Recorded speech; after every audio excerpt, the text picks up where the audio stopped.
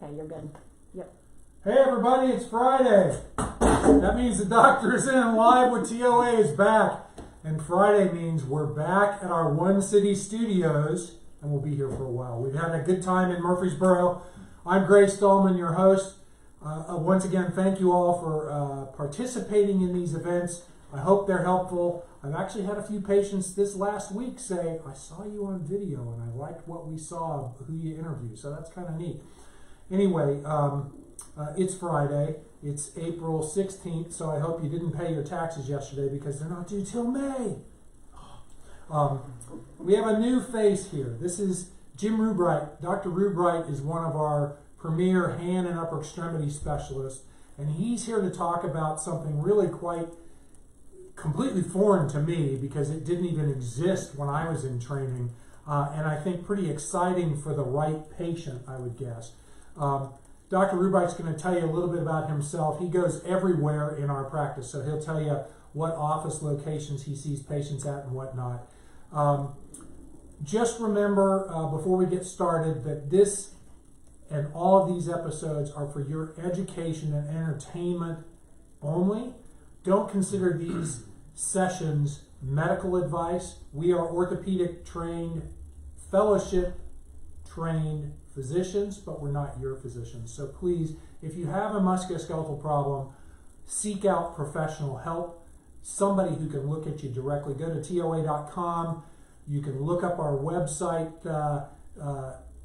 to review our facilities, our services, see our physicians. We have a huge media library of tips and tricks and advice for people, informational stuff. I think it's worth going to. So TOA.com. Anyway, without further ado, Jim Rubright, thank you for being here. Jim has the best facial hair in our practice, always has, except maybe when Brian Cook had the handlebar mustache. That's true. Thing. That's tough to compete with. Yeah, but I've always admired your facial hair because mine looks like crap. Thank you. Very kind. Very kind. Anyway, Jim, do me a favor. Tell me a little bit about yourself and what we're going to talk about today. Sure.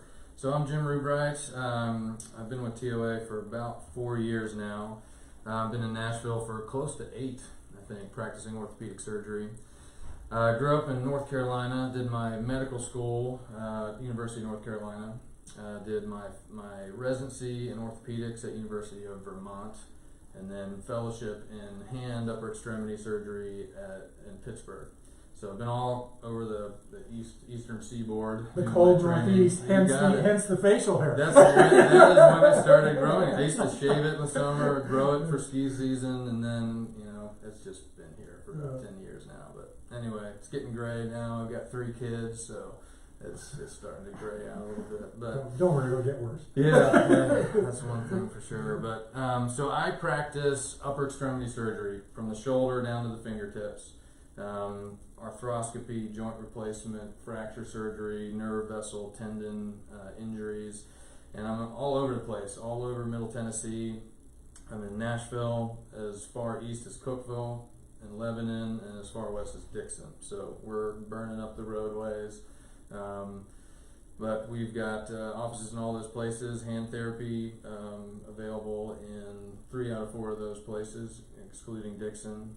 So yeah, we can take care of anything from your shoulder to your fingertips. Come see us. Awesome.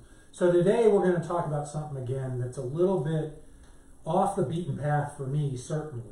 I think it's really kind of newer technology, particularly since I started in practice 25 years ago. But pretty exciting stuff. We've had Will Carpenter and talking about joint replacement, robot-assisted knee replacement.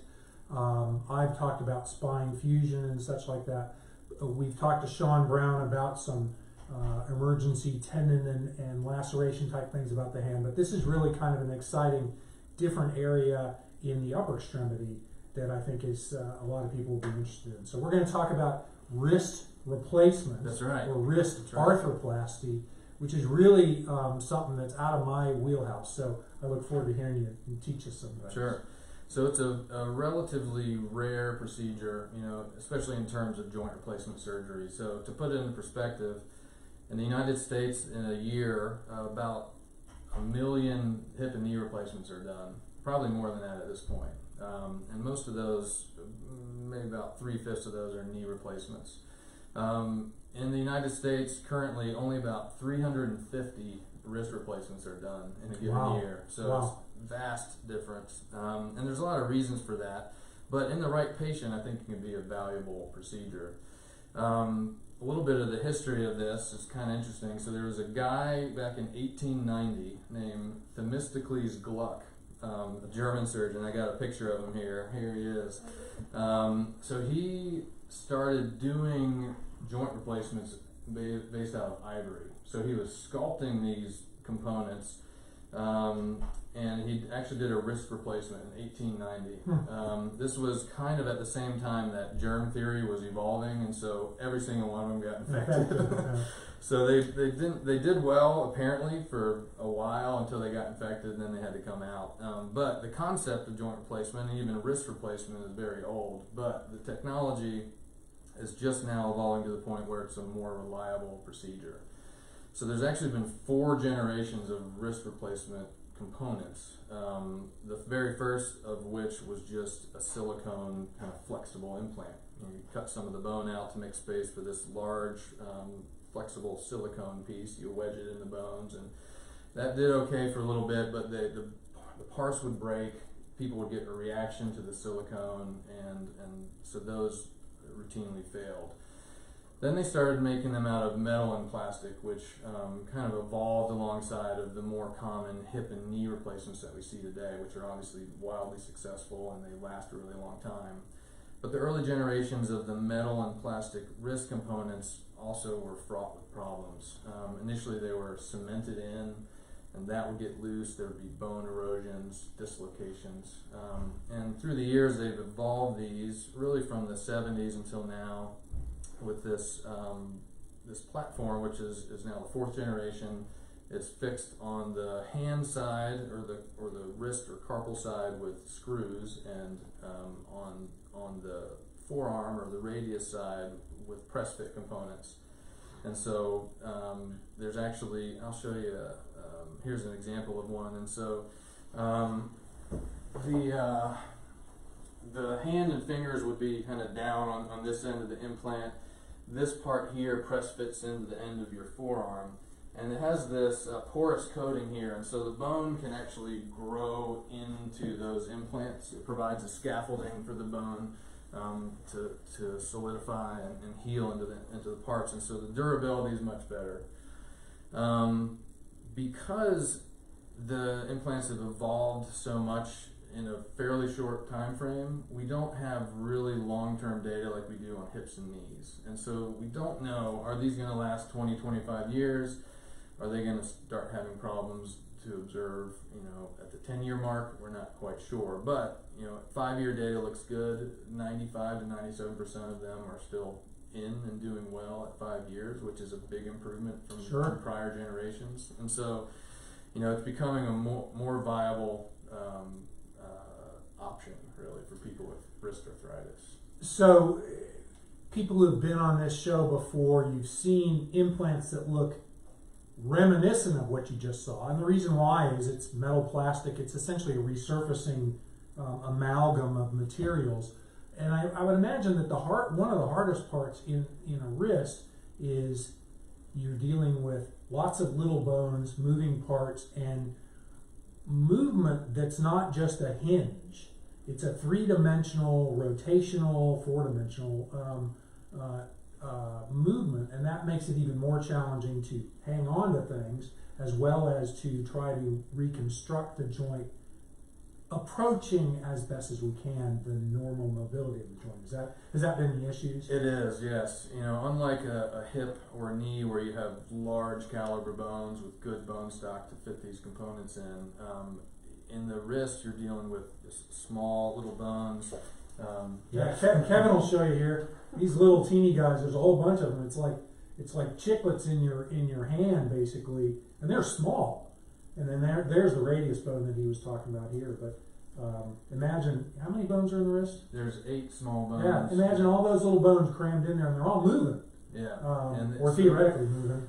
Yeah. Probably by the time they're getting here, they're not moving so good. Yeah, that's right. So here's an X-ray of a regular wrist, and so yeah, like you alluded to, this is a left wrist, so that the hand is like that. This is the thumb here. So yes, it is a complex motion. You've got essentially 2 rows of small wrist bones, and you get some motion between both rows.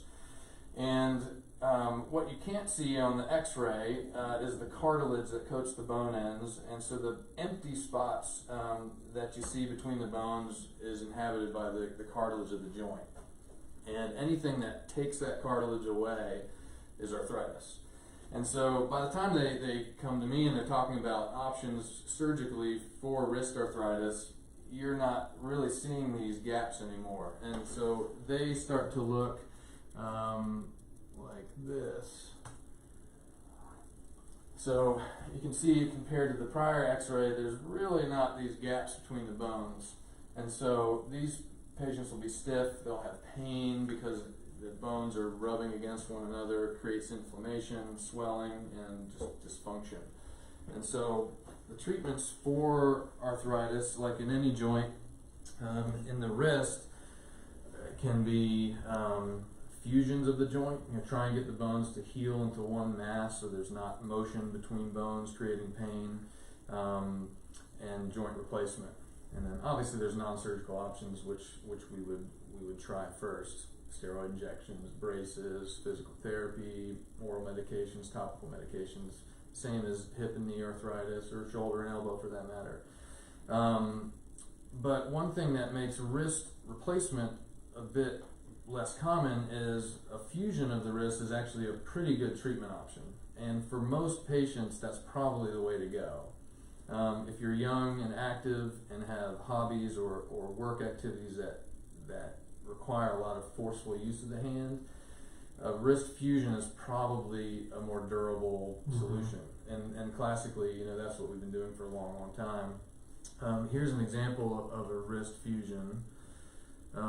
So the idea there is you're taking bone graft, you're putting it in between the small bones of the wrist and the forearm, and then you put a plate and screws in there to hold everything still. You're basically tricking the body into thinking there's a fracture that needs to heal, and it heals all those bones into a solid mass. Folks like that can still rotate their forearm. They just don't have any of the back and forth and side to side motion. Their fingers still work well, and obviously the elbow is still moving. And so human beings can do quite a lot with a fused wrist. But there are certain instances where, for example, say you have bilateral arthritis in both wrists. If you have both wrists fused, then you have difficulty reaching into a top shelf or hygiene issues. Just it becomes functionally quite limiting. And so folks like that, or folks that are fairly low demand, they don't work anymore, or they don't have any real high demand hobbies, they can actually function really well with a wrist replacement. Part of the reason that folks that have higher demands don't do as well with the wrist replacement is they tend to wear them out. It feels good, it doesn't hurt anymore, they've got motion, so they just kind of forget that they have parts in there in those small bones, and they can loosen, they can break, or need to be revised with further surgery. And so the situation is very important, and patient selection is very important for wrist replacements. Are there circumstances where somebody would not be a candidate for wrist replacement? What are some of those things, other than, say, a high demand kind of thing, which drops them down on the list? So if you have really poor bone stock, so the arthritis is so bad that it's eroded away bone, and there's not physically enough space to get the implants in, that's a no-go. Some rheumatoid arthritis patients will get fairly significant erosion of the bone, and it becomes impossible to get the implants in. I would imagine too they have more chance of having osteoporosis and poor bone quality, even if the bone is there. That's right. Most wrist replacements are done for folks with rheumatoid arthritis, so it's still possible to do, but there's about a 2% fracture rate during the surgery, and just because the bone can be quite brittle, and so that becomes a rate limiting step in terms of success. The other thing would be if you have a history of infection in the wrist or thereabouts, it's a little bit concerning to put an artificial joint in there. How long does it take to do a wrist replacement? Anywhere between 2 and 4 hours. So if it's straightforward, not a lot of erosion, good bone stock, it can be done in about 2 hours. I recently did one where a patient had actually had a fusion before that didn't heal, and so that was a little more complicated. We had to take some bone away that had already grown, together, and it's kind of a delicate balance in there, getting all the soft tissue tension right and everything. That one took about 4 hours, so it's a bit of a range. And then what do they have to face in the recovery? Is there therapy, restriction? How long before they can actually use their wrist? For full release without restrictions, about 3 months. And without restrictions is maybe a bit of a misnomer. And so with these implants, people really need to be careful with them indefinitely. So, no swinging a sledgehammer with that arm. I mean, you have to repetitive, impactful activities are avoided forever. But in terms of just daily activity, not wearing a brace, getting around, navigating the world, it's about 3 months. So they leave the operating room with a splint on the wrist that keeps them still, elbows free, fingers are free. A lot of times they can go home the same day or the day after the surgery, and then I'll see them back between 1 and 2 weeks out. They go into a removable brace. That stays on for about 4 weeks. During that time, we start a little bit of gentle range of motion, and then by 6 weeks, we let them start to do a little bit of strengthening. I had a hip, I don't know if you knew this, I had a hip replacement done 3 years ago, and I've always told people that a joint replacement is not really a replacement, it's a substitute. Because you're right, even me with big joint, big implants, I am not supposed to do certain things anymore because I can cause that joint replacement harm. We want it to last and function as well as possible. With smaller joints or more complicated joints, it gets even more important. So I think that the point here is we're not giving somebody a brand new wrist like God gave us. We're giving them a mobile substitute to essentially try to help reduce their pain and improve their function, but it is not normal. This is true, and it never will be. Yeah, it's a good statement, and you got to manage expectations a little bit after this sort of thing.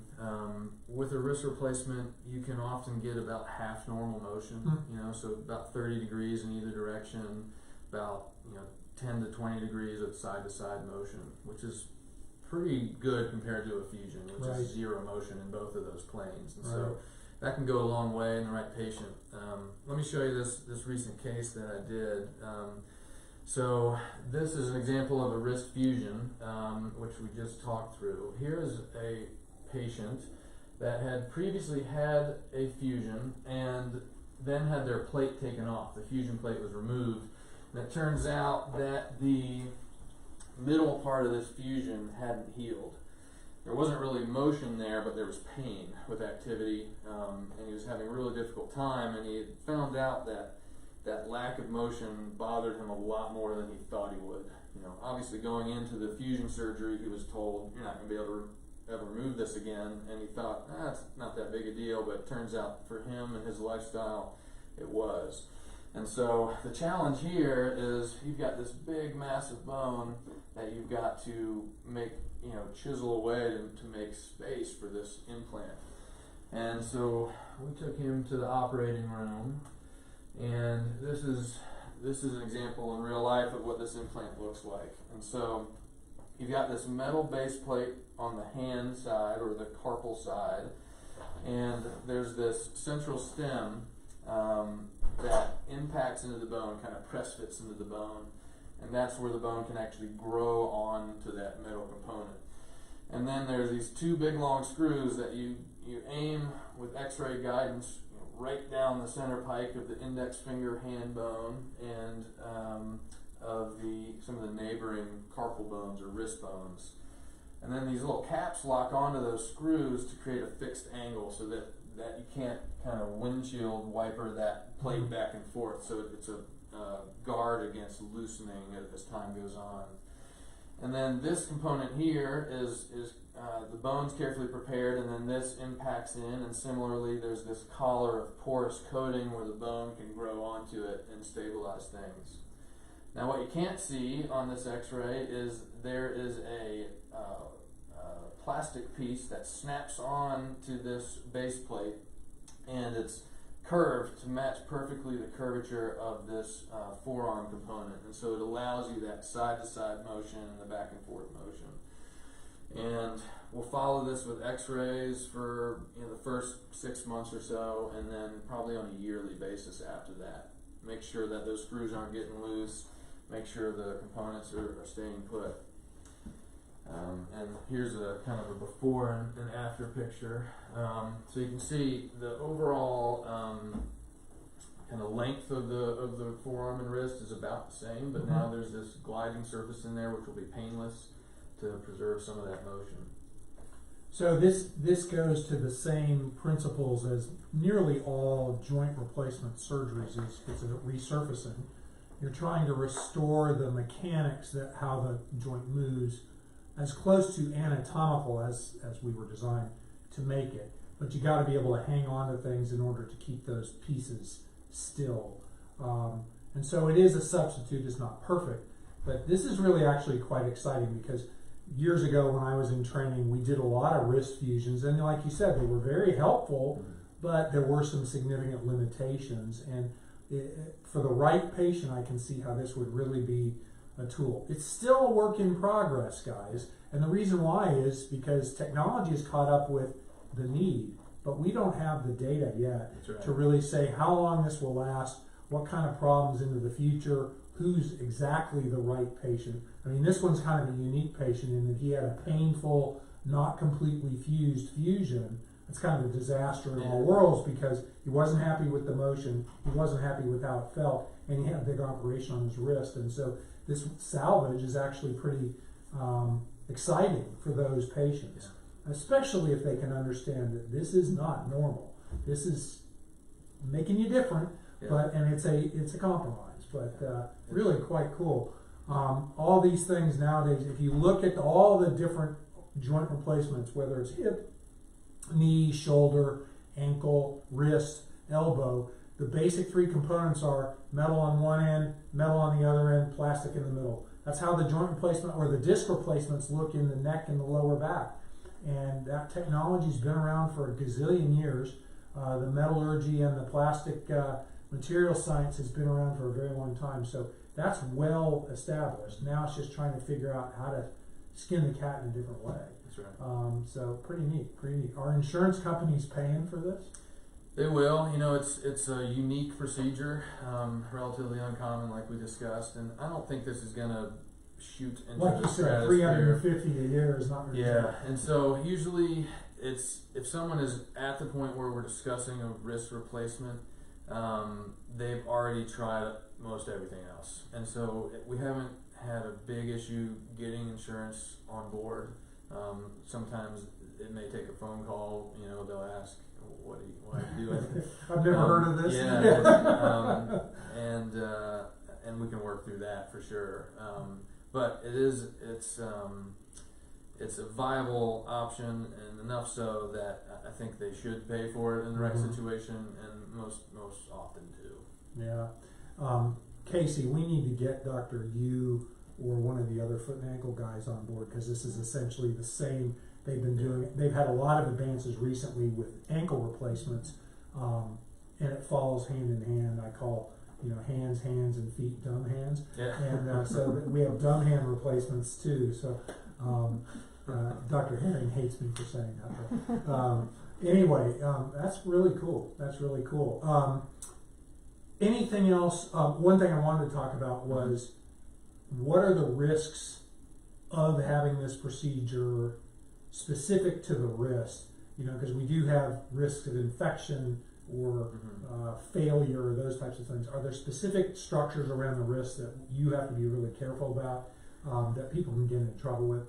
Yeah, so especially with the earlier generation implants, for whatever reason, there was some risk of carpal tunnel syndrome after the surgery, which frankly is probably true of most big surgery around the wrist, fusion included. But the carpal tunnel syndrome involves a major nerve called the median nerve on the palm side of the wrist, and it's sandwiched in this little tunnel with 9 tendons, and so swelling after the surgery, altered mechanics slightly of the wrist, I suppose, could create increased pressure on the nerve, so we look out for that.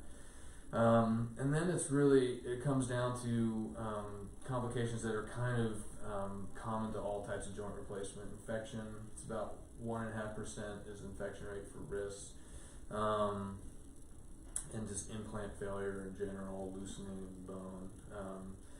But rates are, at least with the latest generation, are fairly low and promising. And awesome. Yeah. Now you mentioned the real poor person who has severe bilateral wrist problems, and what do you do? It's really not a very functional thing to have 2 wrists fused. Is that one of the scenarios that what's the decision-making process there? Would you fuse one and replace the dominant side? Would you replace both sides? I guess, if they were symptomatically bad enough. Yeah, that's a good question. I think it's been done both ways, where people have had, probably in the past, people had a fusion, and then we just avoided fusing the second wrist because it becomes so functionally limiting, right. Or it can be. There have been studies where people have had both wrists replaced, with a wrist arthroplasty. There have been studies with one of each. So I think it really comes down to a person-to-person conversation, and each person's individual needs and wants are different, and so you kind of tailor the plan to their specific situation. But it is possible to do bilateral wrist replacements, obviously not at the same time. You gotta love somebody very much to do that. in the same person, surely. Right. So, and there's reasonable evidence that, especially in lower demand folks, rheumatoid patients specifically, they prefer, the motion sparing procedure to the other. The complication rates are actually kind of similar between fusions and wrist replacements taken as a whole. I think it's about 7% for wrist arthrodesis of some sort of post-operative complication, most of which are not major. It's about 10% for a wrist replacement. And so I would imagine those are kind of implant associated risks, like failure of the implant or failure of the fixation or something like that. Right. Probably adds to the mix rather than the operation itself. That's right. Yeah, it tends to be in recovery, minor wound healing problems or superficial infections, tendon irritations from the hardware, and so the body kind of gets used to it, that sort of thing. Okay.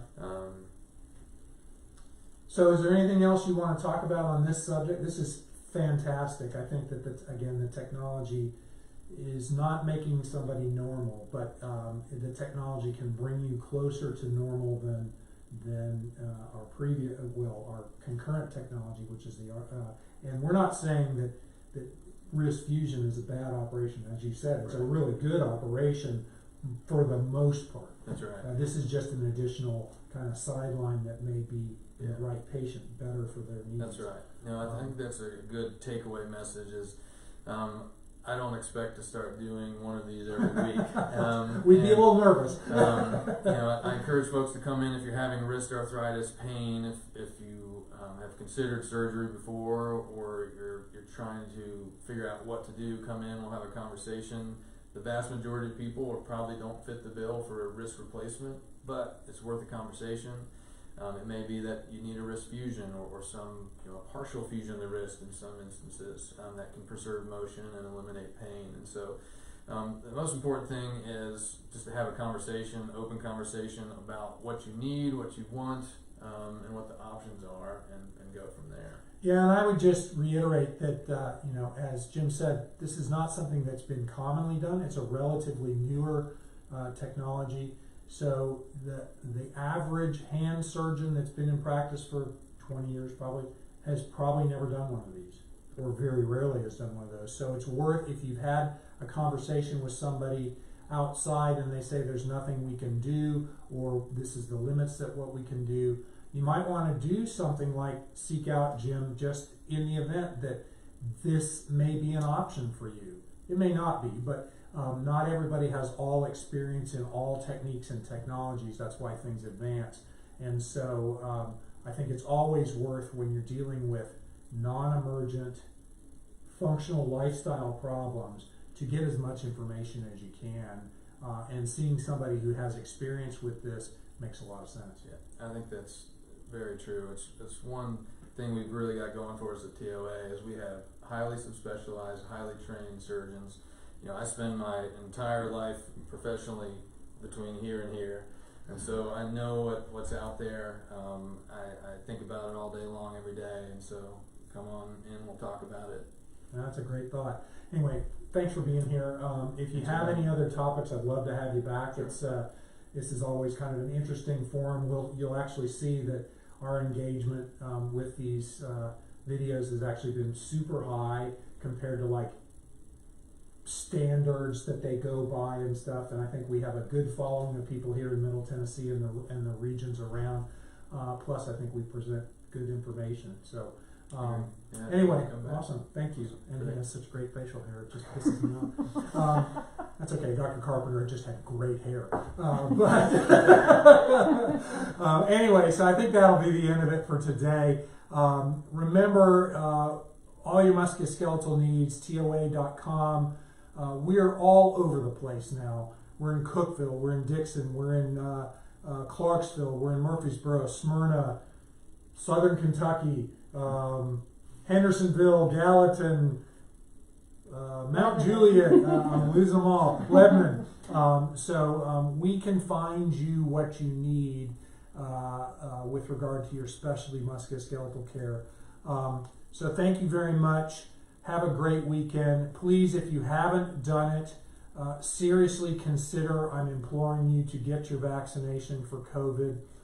That's my opinion. This is not the stance of TOA specifically, but we all, I think, agree that the best way for us to move forward and be safe is to protect one another with being commonsensical about things. And I think the vaccination, for the most part, it's your own opinion, but I think the vaccinations are safe and are worth doing. So please consider that. Anyway, so we're going to be back next Friday with Dr. Blake Garside. Garside is I call him Garside because he and I have known each other. We were in residency together and have been in practice together. So we've known each other for a very long time. And in fact, he and his wife hosted my engagement party when I got engaged to my wife. So I've known Blake for a very long time. He's a primarily sports medicine doctor, but he does a variety of things. He does shoulders, he does knees, he does hips, he does joint replacement. He does not do hand and your bailiwick, so we're safe there. I'm not exactly sure what he wants to talk about, but I think it's going to be worth talking to him, and look forward to that. So that'll be next Friday at noon. Again, we'll be live, so tune in. Anyway, until then, Kevin's back. Go out there, live your best life. Have a great weekend. Thanks.